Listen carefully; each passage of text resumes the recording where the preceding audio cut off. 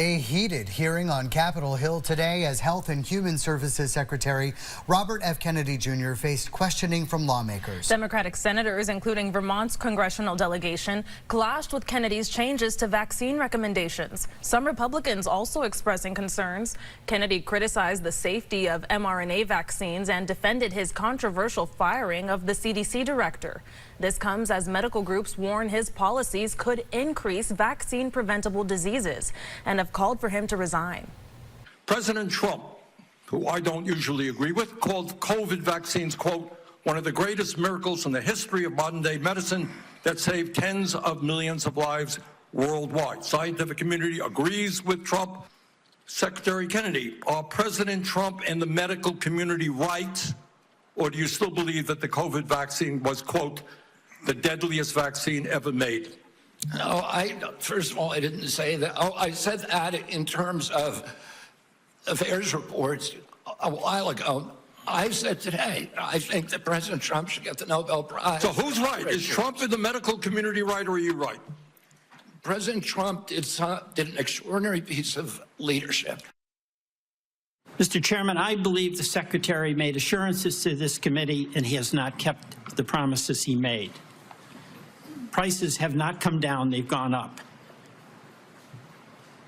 He assured Senator Cassidy that he would not change the standards for vaccine review. Yet since his confirmation, all 17 members of the Vaccine Advisory Board have been fired by him. After the hearing, Vice President J.D. Vance rallied behind Kennedy, saying Democrats are full of it. We're getting your take on vaccines and their availability. CBS News Executive Director of Elections and Surveys, Anthony Salvanto, joins us now to reveal findings from a just-out CBS News poll on this often controversial topic. Anthony, thank you for being here. Let's start with the big picture. How do Americans feel about access to these shots? Great to see you, Darren. Let me show you these big numbers. In this case, 3/4 of Americans who say they think that government policy ought to make vaccines more available to people who want them. And it sort of cuts across different kinds of vaccines, too. Take the MMR one, for example. 7 in 10 say government policy ought to encourage parents to vaccinate their kids, and very few think that the government should be discouraging that. You know, we talk about this being sort of politicized sometimes, but there are majorities of Democrats, independents, and Republicans. Yes, a little less for Republicans, but still more than half who say the government ought to encourage parents to vaccinate. So that's your backdrop today out of the poll, Darren. You talked about the MMR. Are there different then opinions on different vaccines? Those findings that I showed you also extend to views on the COVID vaccine, whether or not people want to get one this year themselves. But 3/4 say that they think the government ought to make those vaccines available to those who want them. So you see that sort of consistency of opinion there about that widespread availability, Darren. Now, because of all this, what does Health and Human Services Secretary RFK Jr.'s job approval ratings look like?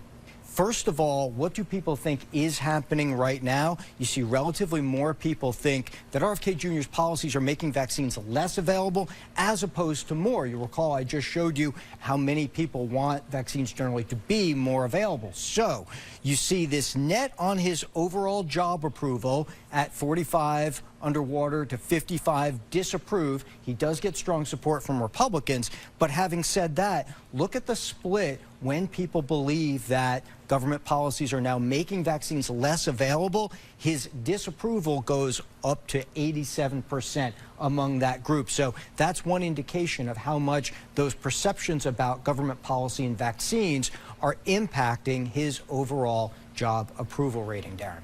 Anthony Salvanto, thank you so much. Be well. Thank you.